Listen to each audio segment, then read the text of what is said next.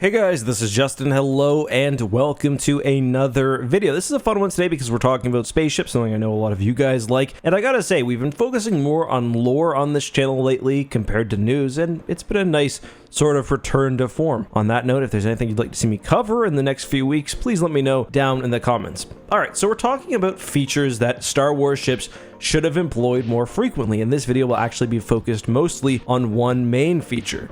That is the idea of a super heavy cannon. There are a few ships in Star Wars which have one or sometimes two main guns which are limited in some capacity but which can inflict a lot of damage. In Battle of the Dreadnoughts, for example, we gave our Eclipse class not only a super laser but a super heavy turbo laser. That's the sort of thing I'm talking about here. I think the best and my favorite example of this is from a somewhat surprising source, the Munificent class frigate. If you take a look at this cross section here, you can see that much of the Munificent's prow is made up by a pair of extremely heavy, very large turbo laser cannons. These are obviously very, very powerful, but also limited. This is what the cross section itself says.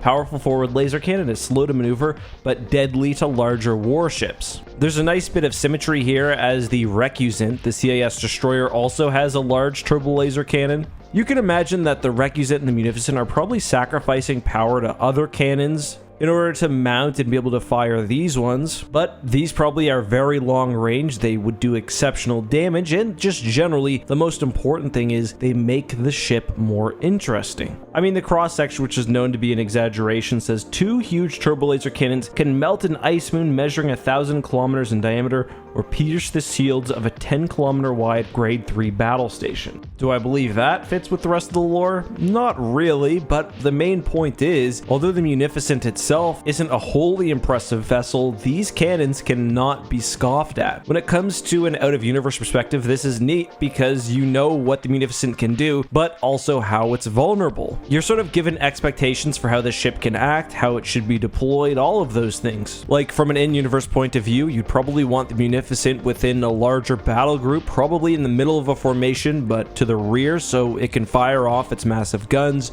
but not take fire itself, as it is a somewhat lighter vessel compared to something like the Providence. And when you have enough ships with weird quirks, from an out-of-universe perspective, battles just get more interesting.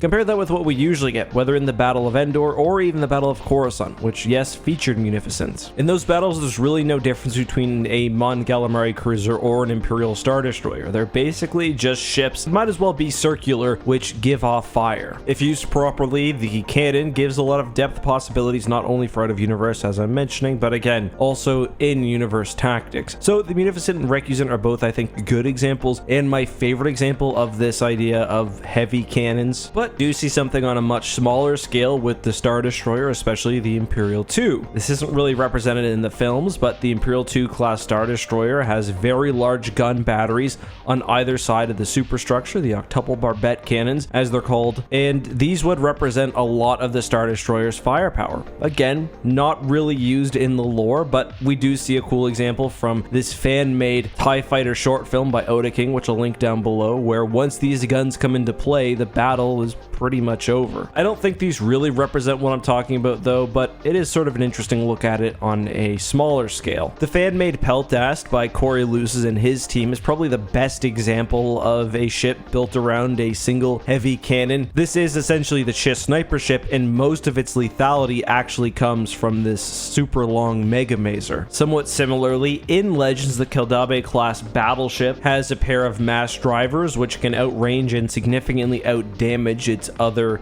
weapons, and even something like the Anakin Solo, which was a modified Star Destroyer, had what were called upgraded long-range turbo lasers, which just gave it so much more versatility in battle. Not every ship needs to be the Keldabe or even the Munificent, but within fleets, I think it'd be more interesting if Star Wars did throw in specialized long-range ships built around single heavy cannons or double heavy cannons. I think both from within universe and without, it makes formations and battles more interesting, and it's just a cool thing to do. This idea is, I think, somewhat distinct from super weapon ships, things like the Eclipse or the Malevolence, which are built around a single super weapon.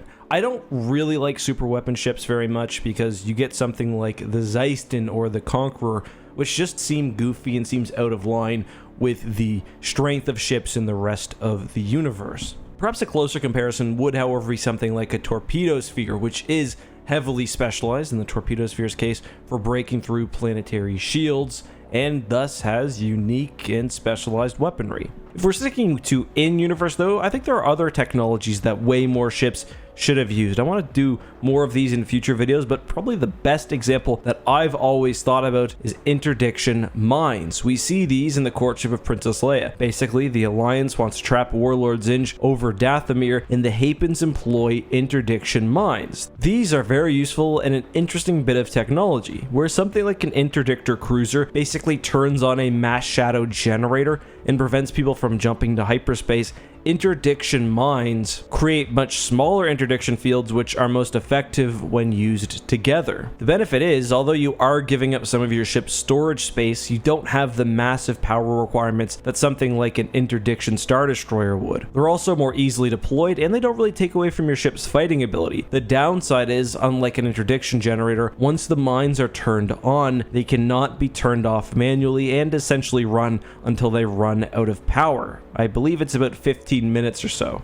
So not only is your opponent stuck, but you are as well. I do think this would work exceptionally well for someone like the Empire. Even if they just carried 2 or 3 of these mines on each Star Destroyer, they could deploy it to really slow down Rebel hit and run attacks, in my opinion. I've got other ideas, but that's all I really feel like sharing for today. Let me know if there's something you want to see me talk about, or something you'd like to see elaborated on from this video. Until next time, be safe, have a good one, and may the Force be with you.